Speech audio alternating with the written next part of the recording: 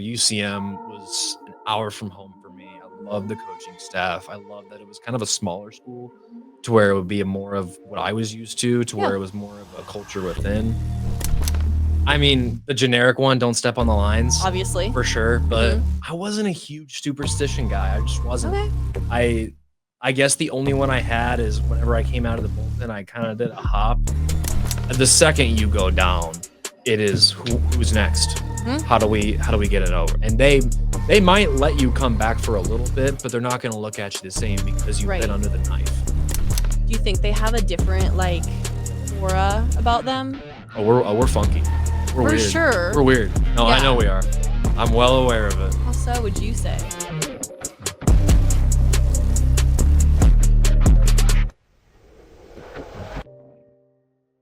All right, everyone, welcome back to the Next Gen podcast. Today, I am here with a very exciting guest. We have our first post-college athlete. I don't know if that's the right word to say it, but Jonathan, welcome. For those of you who don't know Jonathan, not only is he a friend of 810, but also a previously played minor league baseball. So, welcome. How are you doing? Appreciate it. Thanks for having me. Doing good. How are you? I'm pretty good. I'm really good at intros, as you have now seen. So we're just gonna roll past that. But okay, so we start off. If you've ever listened to the program right next door, they like to do a 2-minute drill. So this is my little Walmart version of the 2-minute drill. There's no wrong answers. Just give me your gut instinct, and I will judge them. Love it. Cool. Okay. So what is your lucky number? 47. Why? I played it. Had it in high school. Had it in college. Had it in pro.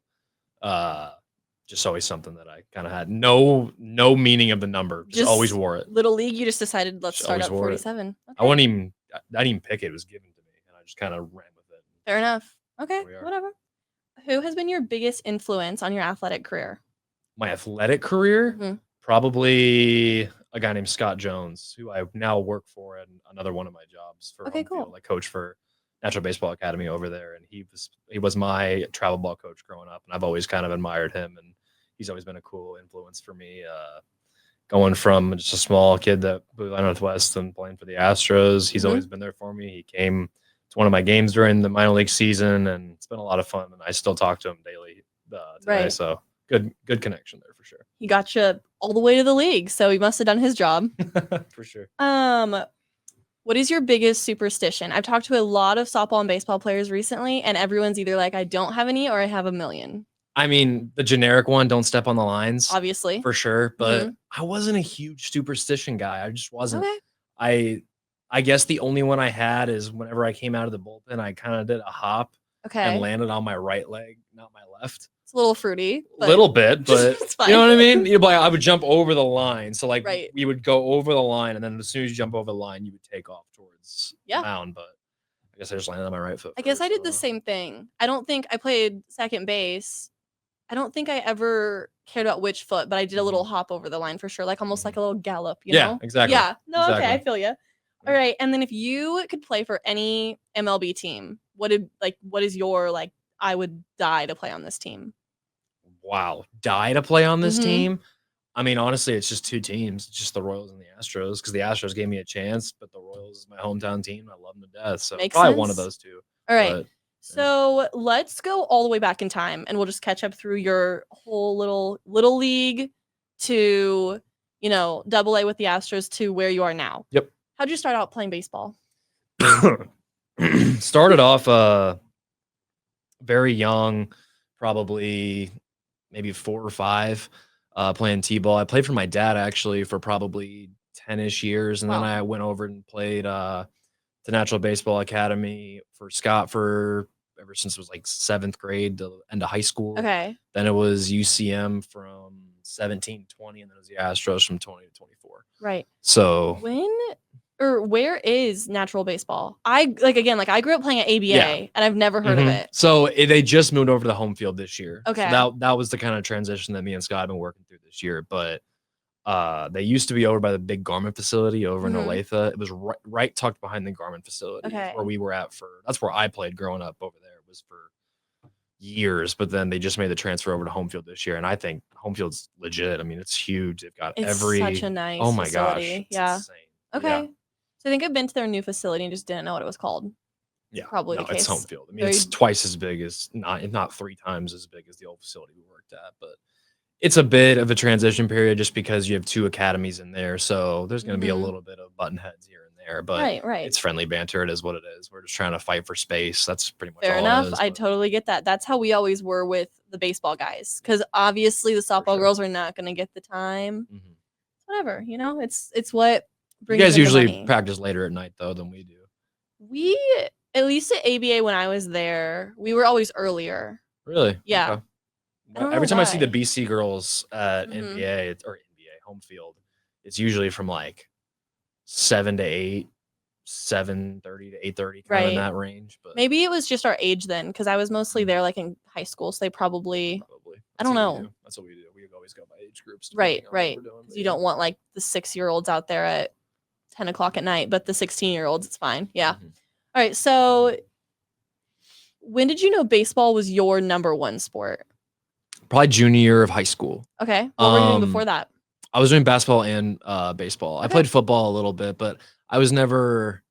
I don't know. I love it now, and it's crazy because it's my favorite sport now. But growing up, and especially in high school, it wasn't kind of my. It didn't draw to me. Okay. I got a couple concussions in middle school from football, so then we got to high school, and I was just like, Oh, eh. also Northwest. So Yeah, we weren't good back then, no. but it's okay. I mean, I still went all the games. I was a Right. part of it, but um, played for Fritz for a little bit, but kind of realized after a little bit that I didn't really kind of have as much talent as what a lot hmm of the other guys do. I mean, we had David Saleh, Clayton Custer, we had Yep. Bo Bull for a little bit, Jermichael Morgan, Darian Jackson. Like we had all these huge names where I Yeah. was kind of on the bench on over on the side just watching them play, and I was like, well, I want to play. Yeah. So, but then baseball kind of took off for me junior year. I was a tall, lengthy kid. Okay. Didn't really know how I was moving, what I was doing, but I feel like that's very fair for a lot of baseball kids, though. oh yeah. Yeah. I didn't even figure out my body until I was probably a freshman in college, to be honest with you. Oh, Really? I was not coordinated at Were you a all in late high bloomer school. then? Yes. Okay. Very late bloomer. That's how my brother is too. He's 16, and at the start of 2024, he was 5'2" and like 85 pounds. Like he can eat 5 tacos, it just like would disappear. Now, like a year later, he's working out a lot, but he's like 5'10", 120. Pretty good big growth spurt. Yeah. Oh my God. Yeah. He literally is a new pair of shoes every week. It felt like for a minute, but he's finally slowing down. So, what, I mean, I played softball at North. Yep. So obviously instant rivals. Instant rivals. What was the Northwest? Like, I always want to know, what was it like actually playing on the team as a college kid? Because North softball did not take it seriously. What do you mean as a college kid? Like, because Or I played in as a college high school or a kid? high school kid? Okay. Like, what's the atmosphere of Northwest baseball like? At least when you were there. When I was there, we had Corby Lang, and Corby doesn't Mhm. coach there anymore. He ended up he still teaches there, but he ended up coaching his kids because he lives over by the airport, I'm pretty sure. So Okay. it was a far drive for him to get Yeah. home late at nights. But the culture was pretty. I thought it was pretty good, and I liked it. We went paintballing a couple times a year to Fun. kind of give just team chemistry vibes and all that. But guys like Jack Duke, Jack Knutson, Josh Feeney, Max Abramovich. He actually played with me at Central Missouri for a couple years. Oh, He was the year nice. behind me. He ended up going there with right after I left. But no, it was I thought it was a great culture. I thought the vibe was always pretty high. We were always more of a laid back group, but when Okay. when game time ended up popping off, we ended up going. Right. But I mean, our practices weren't intense. We weren't a very intense group, but we Right. always knew when to kind of get our stuff together. But Mhm. yeah, beyond that, I mean, it wasn't anything like basketball with Fritz. Fritz was very intense, very That's what both of the Fritzes are known for. 100%. Yeah. And then Zagunis was the same way a little bit from football, with some communications that I've had with him, but I didn't play for Zagunis, so I wasn't 100% sure. But Right. I figured football, it's probably Oh, I'm the most sure. intentful. Oh, But for sure.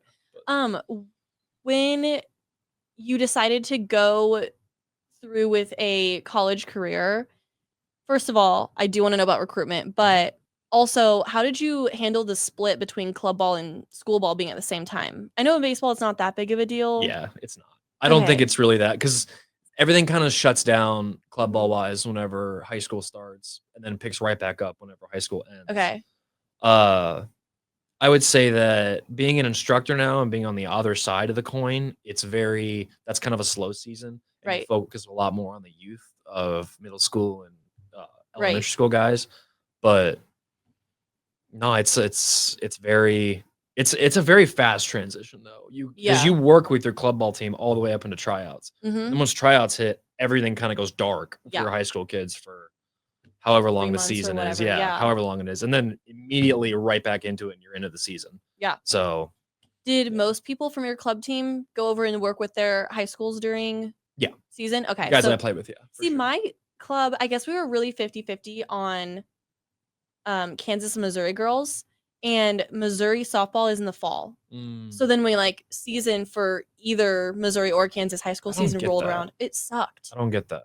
No, I don't either. I mean, I get like having girls from Missouri on your team, but it was tough. Yeah, my sister played softball at Northwest, so I get it.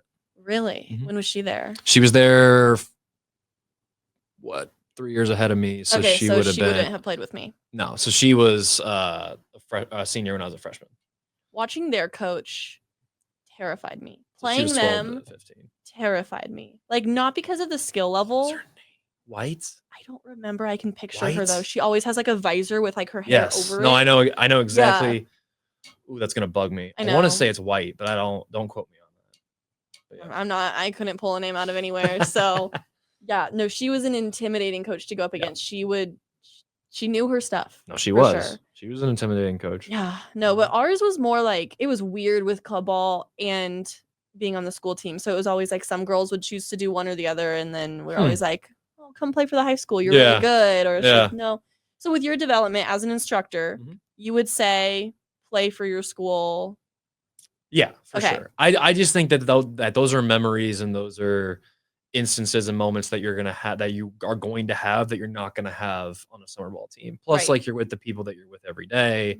It's just more of a communication and kind of culture aspect is different rather than being on a summer ball team to where you're still doing those things, and especially in natural, the way we kind of do things, it's very family oriented. Okay. But at the same time, like you're not playing with guys that you're with every day. Yeah. So that kind of give and take aspect of it. But when you did start looking at colleges to play at, was that mostly, I'm assuming, with club level that was getting those looks to you? Yeah. So my dad, I got to give my dad a lot of credit. Right. He was the main force on kind of helping me communicate with coaches, organizing all the emails, organizing the letters, organizing all that stuff, the offers, to where we had it kind of centralized down to a few schools and a few teams.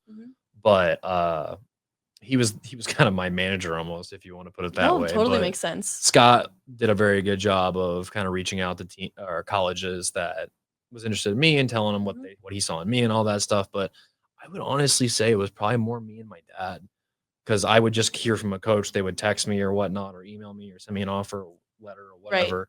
We would store it in our little cabinet we had, and then we would kind of go back through whenever it was nearing time to commit and kind of re-go through things, knock it from 10 to 5, 5 to 3, 3 to 1. How did you make those cuts? A lot of things based off of school population, teacher to student ratio, tuition, how much they were giving me for scholarship, books, living, all that jazz kind of took into play. And I didn't want to be far from home. I'm a homebody, kind of always have been, always will be. So I never thought I would go anywhere like, I don't know, like Texas or Florida or, Bama or something like that, to where those southern schools where I was a bit of a ways from home. I wanted to be able to drive home whenever I could. Like Arkansas would probably be my furthest that I would have gone. Makes sense.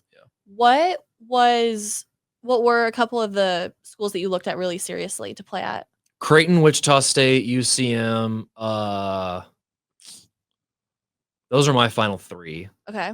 Other schools, I mean, I think I had an offer from Arlington, but I don't know. Like I have them all on my phone, but those 3 kind of came down to UCM was an hour from home for me. I love the coaching staff. I love that it was kind of a smaller school, to where it would be more of what I was used to where it was more of a culture within rather than dealing with all the outside noise. I Mhm. didn't really kind of find that attractive. Right. Honestly, I really liked Creighton whenever I went on a visit there. I thought it was really beautiful. I loved the campus. They didn't have football, which is kind of tough. Yeah. But same with Wichita State. But um I don't know. I just something about UCM kind of caught my eye.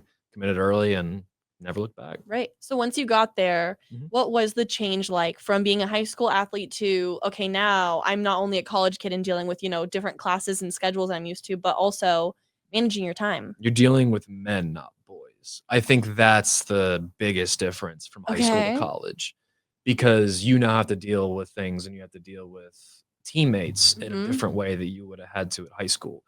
Because in college, nobody really cares if your feelings get hurt. Nobody really cares if you're not playing. We're Mhm. all focused on our one goal on winning as a team. Okay. So it was a very different culture changed as to, if you ended up taking someone's spot or like as a freshman, if you walked in and took a senior spot, you Mhm. now have to socially deal with that senior that you wouldn't have had to do in high school, right? Because Right. you have a coach there that's constantly on it. Yeah. Our coaches were always there, but they always took a step back and were more of the mentality of you're a man, you deal Mhm. with it. Like this is That's your good problem. though. It was a lot of growing up freshman year, I'd say, because Mhm. I got into it with a senior. I won't name names, Oh, I but do that know the was a whole. story. I can tell you the story, but that was a whole different vibe. And I mean, he's texted me a couple times since. Like he actually came back the next year when I was a sophomore when I kind of had my breakout year. Mhm. He came back and we actually talked at a house party for a while for like Oh, an cool. hour, and I kind of voiced my opinions and he voiced his, and we talked and we're fine. And it is what it is. But Right. it's always interesting to see those emotions kind of come out on both sides of the coin. I was mad because I didn't feel like I did anything wrong, and he was mad because he felt like he deserved something that I took from him. Which is Use cat in quotes, understandable. but for sure. I And mean, I I totally get was mad it. in the moment, and I had to have my roommate, who's still one of my best friends to this day, Mhm. kind of take me away from that situation. But Okay. it's just interesting to see kind of how everyone deals with things and deals with Mhm. certain social cues, I should say. Right. But learning to deal with those things, learning how to prioritize, learning how to deal with school and the team and your social life, like it's just and taking care of yourself. And I couldn't even imagine the kids at the NIL right now. Like I don't even know how they go to school, to be honest with you. I don't even think I they don't do, either. to be honest with you. But I don't know. Well, I've had some classes with them, and I also I'm don't know sure they're how they never skate there. by. Sometimes, but It it is depends on the very sport, in my interesting. opinion. Yeah, I took an NIL certificate class Mm. last fall with a bunch of like Jared Casey was in the Yeah. class. And it was very interesting that like the first assignment we had was just like a discussion post. Tell who you are, some of your favorite teams, why you're taking this class. Yeah. And any of the athletes all said, I'm taking this class so I can learn how to make NIL money. Mhm. And then all the rest of us were like, I'm taking this class to help others make money. And it was just kind of like, wow, like you guys are getting a lot of benefit out of this class when we're like going to Mhm. become an agent or something. Yep. So it's very interesting, but it's also fun watching them like leave class in their little scooter. Oh, yeah. Yeah. Yeah. Yeah. All their athletics gear. Oh, yeah. Can I name drop a little bit? Please. Bethany. Go When did ahead. you guys meet? Officially, like when I first met her, it was a long time ago when she was working for the MIAA. Okay. I met her at the MIAA tournament when Pitt was hosting it in 18. Okay. I think it was 18. So were you still in college playing Yeah, then? I Okay. was. It was my sophomore year. Kind of met her that way. We didn't really talk that. Like I knew her and I knew of her like previous to that. Okay. And then I like kind of officially met her that weekend. And then we actually kind of went our separate ways for 3.5 years. And then when I was playing at it was Wichita when we were up playing against the Surge, I ended up just kind of posting something out there, and she swiped up and said that like, there was a couple good restaurants nearby, and I told her Okay. she needed to come down for a couple games. She came down for a couple games. We started talking, and 2 years later or whatever it is, here we are. Right. Okay, so she wouldn't have still been a college athlete at that point, right? No, she was out of college. Okay, just kidding. I was gonna ask about I had my last week's episode was a Washburn volleyball player, Corinna, Mm, and she is dating a Washburn basketball player who was also on the show. So I was hoping I'd get to like That's here's one awesome. couple's perspective, here's another. But I like it.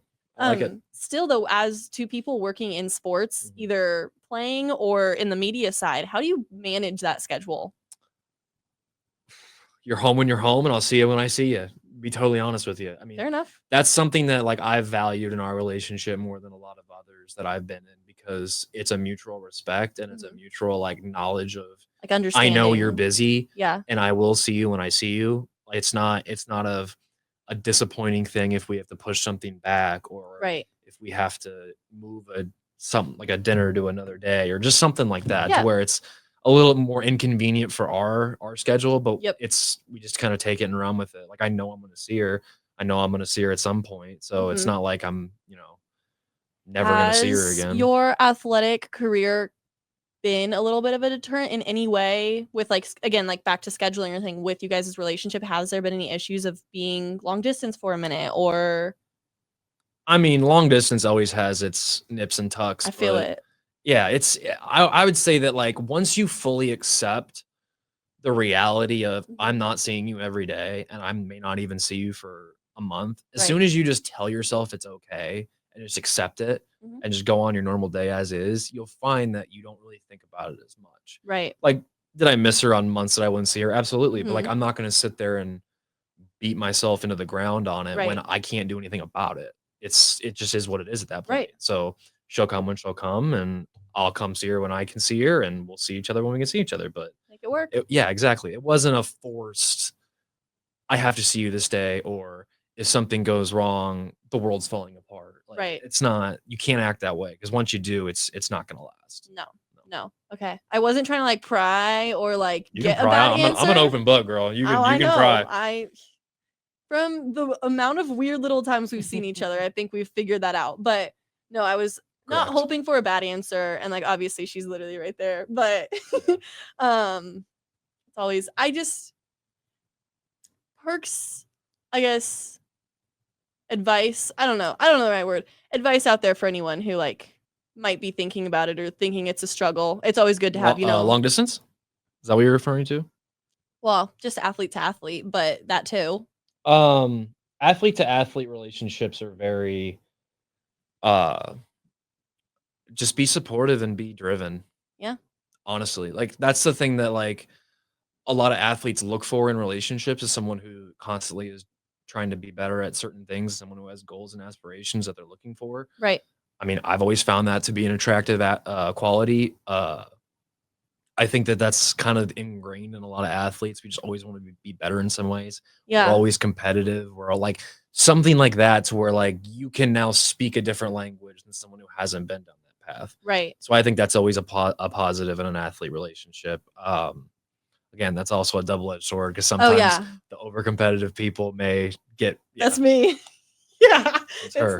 Yeah. No, We she doesn't like like to lose. She winning. doesn't like to lose, No, I don't either. but I don't either. So Yeah, exactly. It makes it fun though, as It long as does. it's friendly competition. Correct. That's what I've found. Correct. Not to, get sidetracked with that for a minute. Let's get actually back to your career. It's the exciting stuff. Exciting stuff. When you were in college, first of all, Yeah. when did you become a PO? College. Okay. College. Freshman year of college. Were you like upset about it at all, or No, I didn't care. Okay, this is a I question knew I was ask gonna to be a every PO. pitcher I have on. Yeah. Because I would not be able to. I was never a pitcher. I pitched maybe half an inning in like 4th grade because my coach said everyone had to try it and I hated it. So I also don't get why people would want to be a pitcher, just personally. But It's okay. being a PO, I would be like, I would not personally be good at handling that. How do you handle that? And just like, again, if someone's out there that their coach just said, hey, you're going to be a PO buddy, what would you tell them to think about it like? You have to think of it as a journey, not a sprint. Okay. In the end, or a marathon instead of a sprint, especially for pitching, Mm-hmm. because a lot of position players will get under the assumption of I have to play now. I have to, beat out 5. Like there could be 5 shortstops on a team. You Right. got to beat out 4 other guys in order to be on the field, and then you have to stay healthy to not have one of those 4 guys beat you on the field. You know what I mean? Like pitching, there's 3 games on a weekend, so it's 3 starters. Usually, there's about 6 bullpen guys that they trust and 2 closers. Okay. That's pretty much kind of how teams navigate through weekends. So there's a lot more opportunities to be on the mound than there is to be in the field because if you're locked down as a starter, you're playing. Right. Unless you're like severely not doing well Right. or something out of the ordinary happens or off the field or whatever it is. Yeah. But pitching and being a marathon is more of understanding how you can create and be the best version of yourself, because I pitch different than one of my buddies, like Connor, who pitches. Like, we both are very different body styles, very different pitch shapes, very different everything. Which you need on a pitching staff. Exactly. So us being competitive against each other, we have to find things to be competitive, because if I throw harder than him or he throws harder than me, having a velo off doesn't really it doesn't help. It doesn't help with anything. But like, if we were to do like an execution bullpen competition or something to where I can create ways to be competitive against my teammate in order for both of us to get better, I think you have way more opportunities to do that pitching than you do as a position player. To where the overall arching theme of your career continues to elevate, rather than looking at 4 guys in front of you and being like, "Oh, I got to transfer. I don't have a shot here." You know what I mean? Like, that makes sense. I think pitchers are more competitive than position players in that way. Do you think they have a different like aura about them? Oh, we're funky. We're For weird. sure. We're weird. No, I know we are. I'm well aware of it. How so would you say? More superstitious. Yeah. Just kind of quirky. We all kind of like, especially the bullpen guys, I would say even more, because dugout guys are usually just the starters, because they don't have anything to do that day if they're not throwing. So they kind of jack around in the dugout. But bullpen guys, like, you have to be, you go down there, you sit for 5-6 innings, you get cold. You're not doing anything. You're talking, you're playing games, you're doing whatever with the bullpen guys. Yeah. And they'll call you and say, "I need you ready in 7 pitches." Right. You have to now do a full dynamic lock in, whatever you have to do to get yourself ready to go. For sure. And be ready in about, I don't know, minute and a half, 2 minutes. Right. So So you're a relief pitcher. Okay, I was gonna say at least that's what MLB or MIL, whatever says, but I never trust that kind of sounds stuff. Better. Right, yeah. Wait, when I Googled you, first of all, when I was like, all right, I need to know where he went to school and all the things. Yeah. First thing that comes up is MLB website. So Love it. That's a plus, Hey, when people just randomly email or Google you, that's what comes up. Why not? When did you become a relief pitcher? Again, was not a pitcher, and softball is very, very different than baseball, where we might have 2 maximum pitchers a game. Explain like the difference between who gets chosen as a starter, who gets chosen as relief, who gets chosen as a closer, and why you landed where you did. I made the transition from starting to bullpen right from high school to college. Okay. So my first year of college, I was kind of the setup guy for our closer. I would say that usually, and it's not this way every team, but I would say on an average, majority of the time, the harder throwers are usually the closers. But there are some guys like me to where I may not have topped out the hardest on the team, but I had movement on my pitches, I had deception, I had length, I had a lot. I still threw hard, but it wasn't to the extent of a couple other guys we had on the team. But I was able to have an entirely different look from previous guys who have thrown in the game that might be more top heavy fastballs, curveballs, change ups, more of a vertical approach rather than being a horizontal pitcher. I was a horizontal pitcher where it was sliders, cutters, 2 seams, where I was going to break you this way when most starters are going to break you vertically. So it's just a different attack plan. Relief guys, I would say, are more either the younger guys or a little bit of the less, I wouldn't even want to say less talented, because that's not the right word, but like maybe need a little more seasoning that aren't closer or starter. But I would say that if you put starters and closers like this, and you put relievers like this, they will usually funnel into one or the other. I never even thought about that. Yeah, so like you'll have a long relief guy who's trying to build his way to be a starter. Okay. Where if a starter has a bad day and only goes 4 innings, and we need 4 innings out of them, they'll go in the game early and kind of take over and do as much as they can. Right. Or you'll have a setup guy, which is what I was a freshman year, which means I have 7 and 8. Those are my innings. Or I would just have 8, and I would set us up for the closer in the 9th. Makes sense. And then after I transitioned from setup to closer for 2 years, I just worried about the 8th and the 9th innings, and that was all I had to do. Right. Talking about like the mental game of a pitcher, also completely different than a fielder. 100%. How do you calm yourself down or just, get back in your groove? Resetting is a very personalized thing in baseball, and I would Mhm. say everyone does it differently. Like, For for most sure. hitters, they'll look at a foul pole and grab their breath. For pitchers, they'll maybe kick the dirt off the mound, Mhm. clean the rubber, whatever it is. Personally, it was actually funny because I would tell catchers this. I would honestly put it on my catchers. I didn't even put Okay. it on myself because once I got in the game, I was just trying to go. Right. I wasn't trying to think. I was just trying to Makes get on the sense. mound, get my next pitch, and go. Mhm.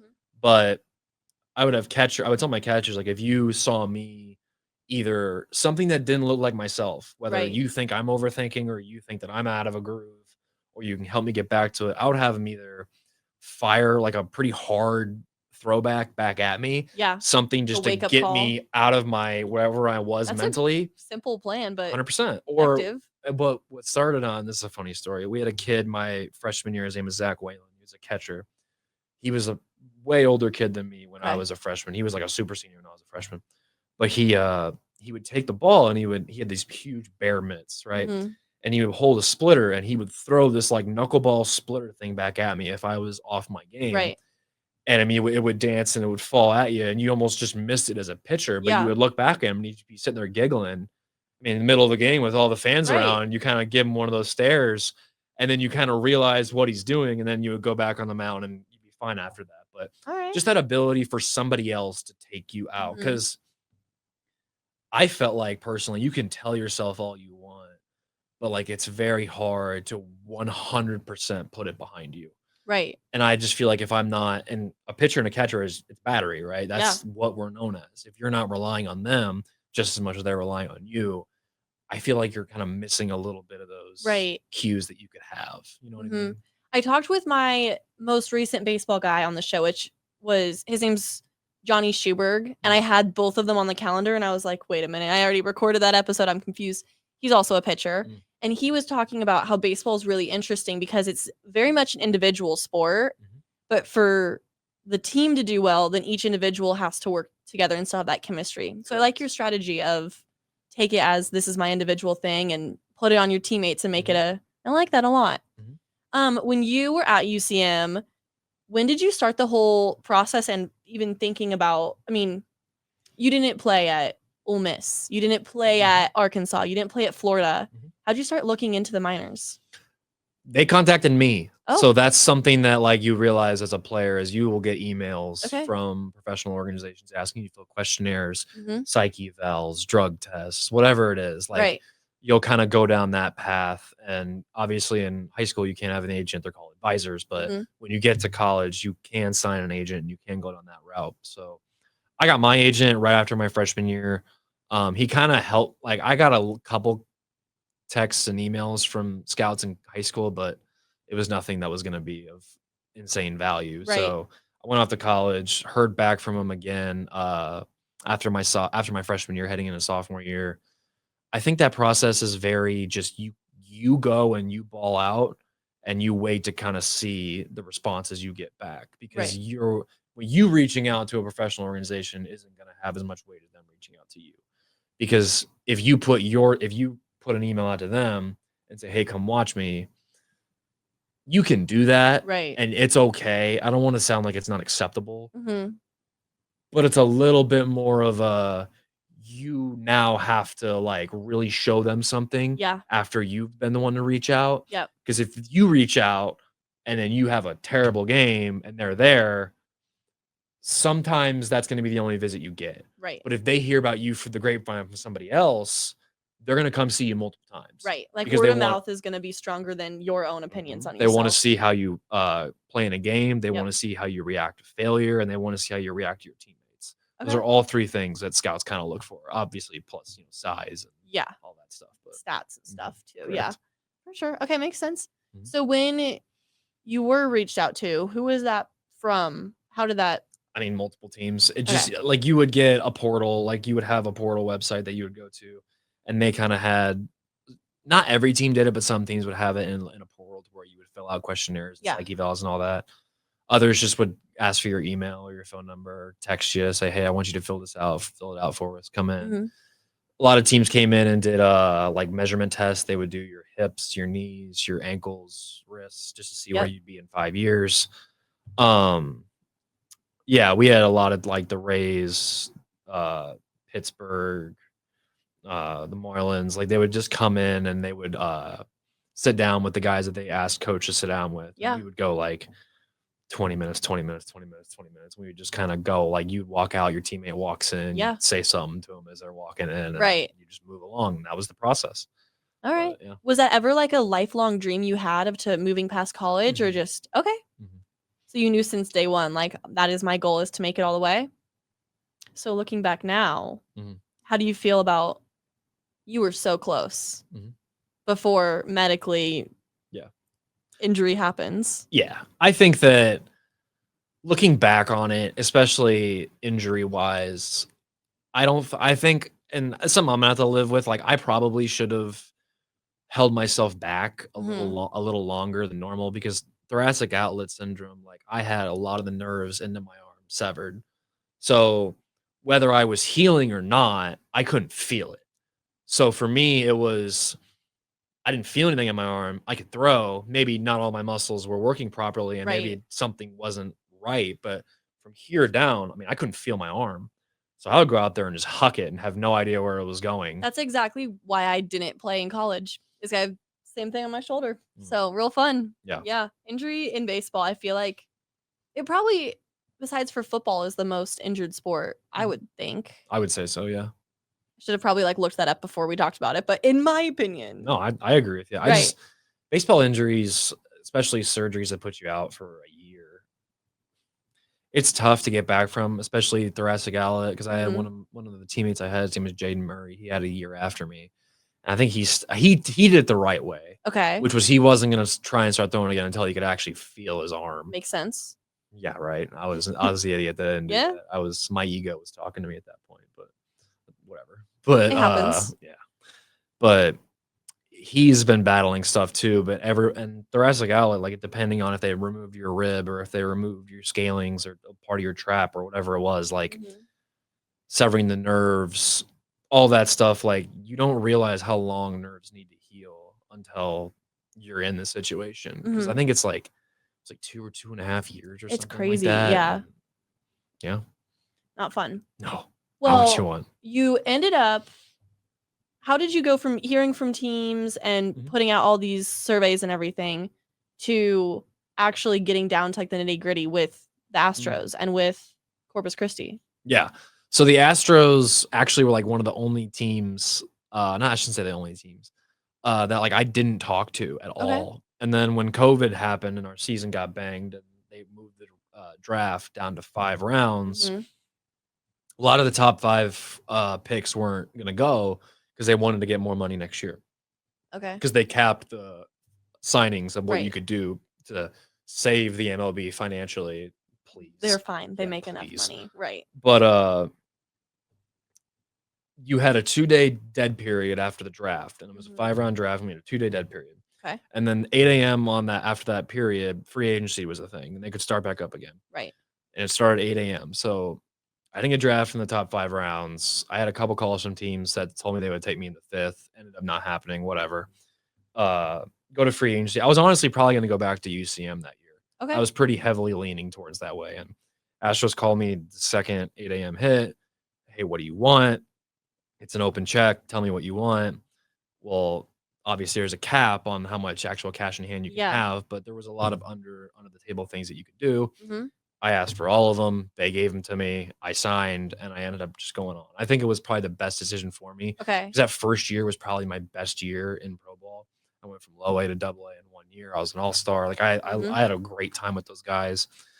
Second year was in Corpus Christi. That was a lot of fun. Had a good year. Then I went to the fall league that after my second year, which is the AFL in Arizona, we were in Surprise where the Royals go. That was when I found out I had TOS. Right.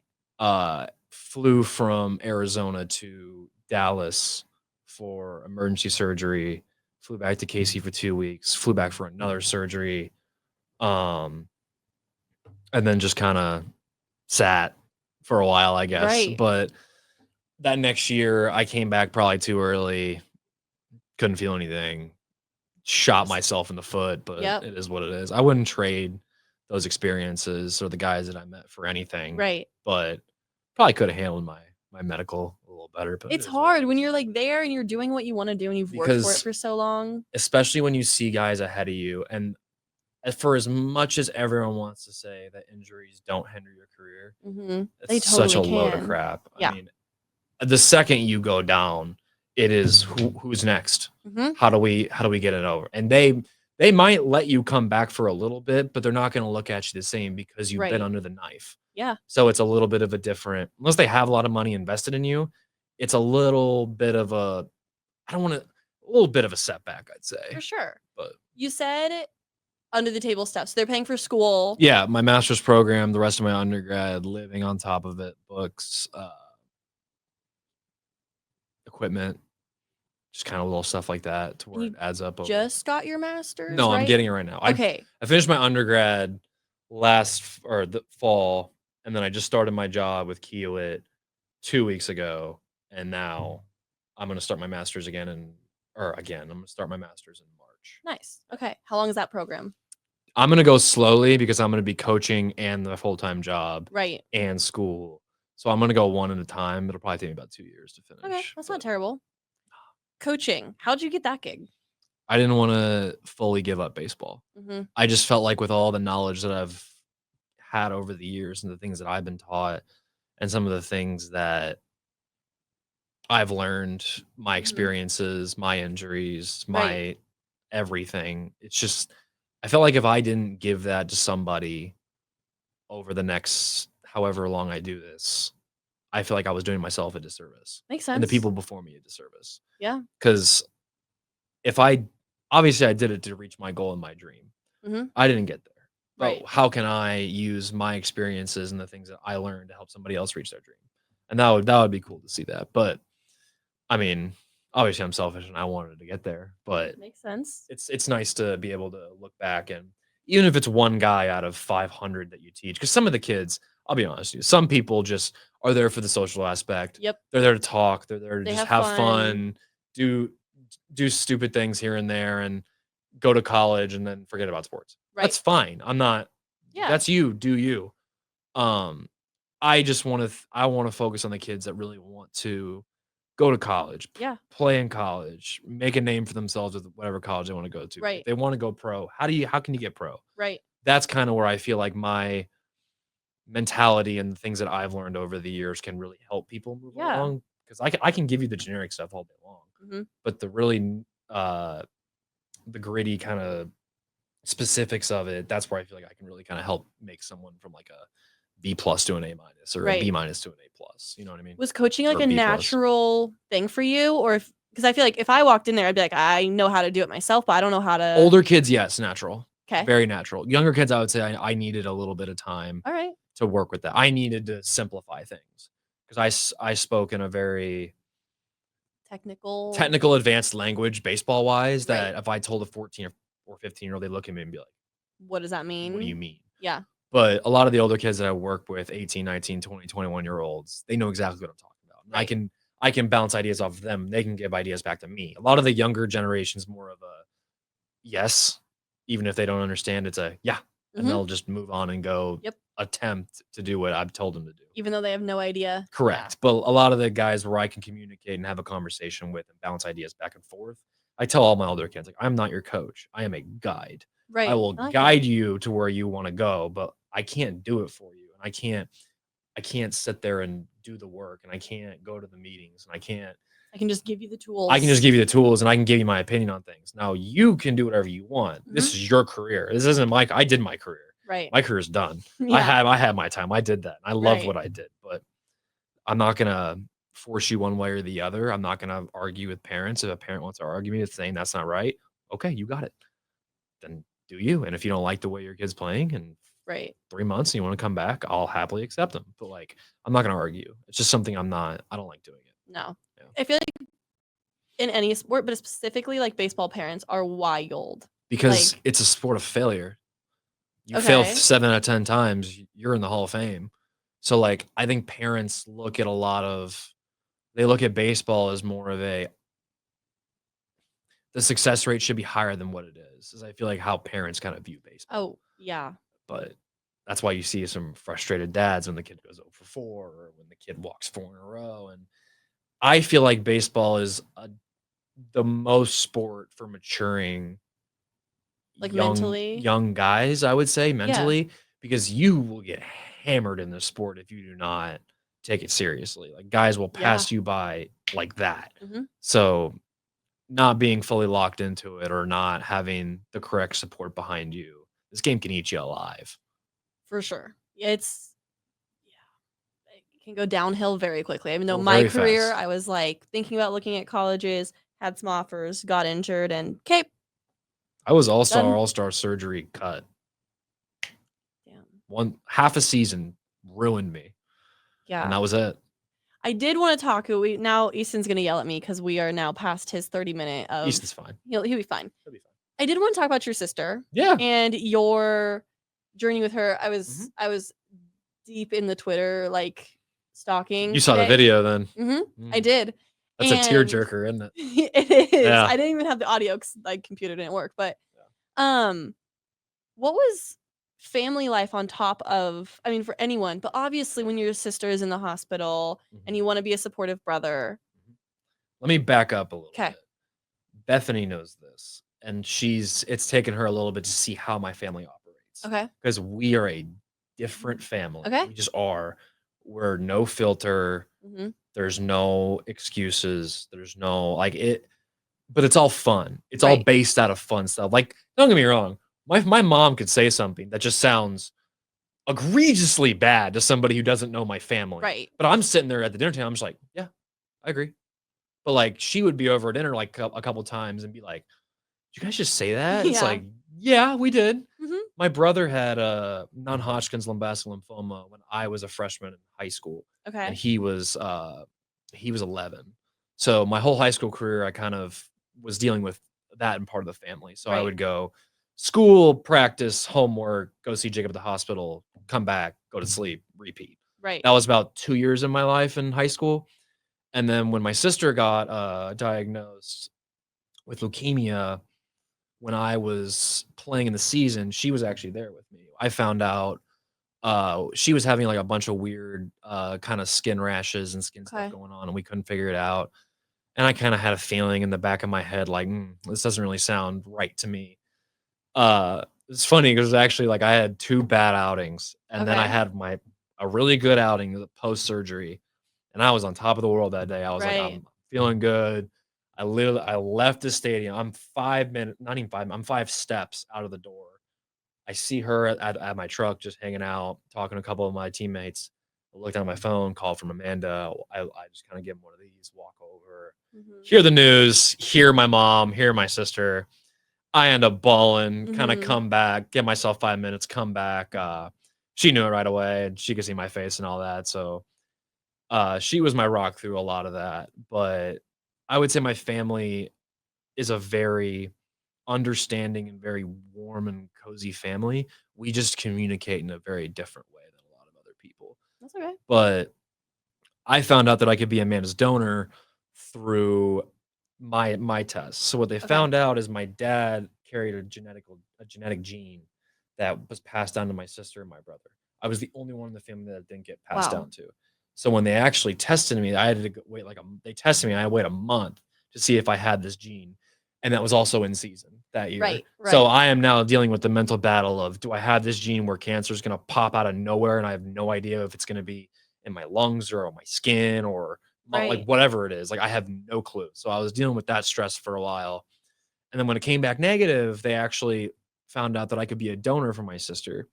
So then for me, it was I had to go fly back to KC again to do a couple tests, see if I could do it. Ended up being a match, ended up doing it. I'll be honest, it's so fun. Like whenever I talk about this, because everyone kind of looks at me and they're just like, oh, so noble. It's like, it's really not, and I don't think of it that way Okay. because, like, that's my sister. That's my Yeah. one sister I have out of everybody on this earth. That's the Mhm. one person I can call my biological sister. Right.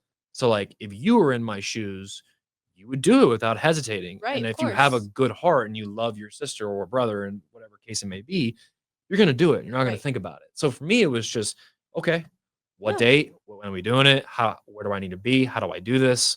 bang. And we ended up flying back again, did it, a couple weeks off whenever I flew back, then kind of kept playing. It was a whirlwind that Well, I year. say Twitter says that you pitched 36 hours later. No, that's not true. Whoever Wow. texted that, that's not, or tweeted that, that's not true. I'm going to go back and find it later. It was You about reposted it. 36. No, Maybe it was 36 days, but no, it was about 2. I came back and then we traveled and I didn't throw that week. It was the next week. It was probably about 10 days that Maybe I didn't pitch at. I don't know then. That's really going to bother me. I thought I had like a really fun stat to pull out, but I can tell you if it's true or false. Right. So that's what I say when like I'm just trusting the internet, and the internet. Tough thing to do. It is, isn't it? But when you're researching players, one thing you can do. True. So, I think, as I've said, we are well past our time. What would you give as any piece of advice? This show is, the whole point of it is to, hopefully we have some younger listeners out there that, hopefully there's some little 16-year-old or like my brother. I'm definitely going to tell him to listen to this episode. What would you tell them of how to start their baseball career, past high school? Be a sponge. Okay. Just listen. Understand things. Ask questions. Be a sponge and ask questions. I think if you open up your mind to different possibilities of doing things differently and just trying it, it doesn't have to work. Nothing's ever going to work. But if you don't try to do something different, I mean, the definition of insanity is doing the same thing over and over and expecting a different result. Exactly. Yeah. And so many people get into that wave of, I'm going to try it until it works. If it doesn't work after a while, it ain't going to work. So I would say that just definitely to the younger kids, just learn, understand things, watch video, just love it. Yeah. And if you don't love it, then you're never going to succeed at it. You have to love what you do. Makes sense. Because if you don't, 100%. It could be a job you want. It could be sports. It could be broadcasting. It could be whatever it is, day trading. I mean, whatever it is, if you don't love it, you're not going to be successful. You're not going to be as successful as you want to be. But listen to what you got. Listen to your coaches around you. Listen to the lessons that you're doing. Listen to college people. I mean, whatever it is, like understand all the information, because then you can filter it yourself. And that's what I did a lot. Like, take in everything. Right. Do what you believe. That's kind of the mentality that I kind of rolled under. Take it all in, because everyone's got a story. Everyone's got an opinion. Something out of what everyone tells you, you can pick something out of it and like it. Yeah. No matter what it is, you can pick one thing out of it that you not even enjoy, but understand or can apply. So listening, understanding, having discussions, asking questions, and then doing that pretty regularly, and then picking out the things that you like and you want to add to yourself. I think that's where you start to bring your own personality into it, because you don't have a personality. Your personality is shaped by others. Your career is shaped by others, whether people want to admit it or not. Trainers, coaches, training staffs, whatever it is. Like, those people help you get to where you want to be. Right. So if you listen to those people and you take, little bits here and there and put it into your routine, I think you find a lot of success that way. I think you find what works and what doesn't work. I think that's perfect. That's a really good way to end it off. Jonathan, thanks for coming on today. Thanks for having me. I appreciate it. Anytime. Well, as usual, this episode is brought to you by 810 Sports Radio, 810, bringing you the next gen of listeners right here on the Next Gen podcast. So we always got to plug that. And then, of course, follow @jsprink_ on both Instagram and Twitter, and look for those pesky tweets that are evidently not true. And of course, today we also, looking at Jonathan's story, want to encourage everyone to sign up to be on Be the Match, to see if you could be a match for someone, because his story isn't the only one like that, where you could be the sibling that could save someone's life. So I think with that, we will call it a day after this long episode. So thanks everyone for tuning in, and we will see you next time.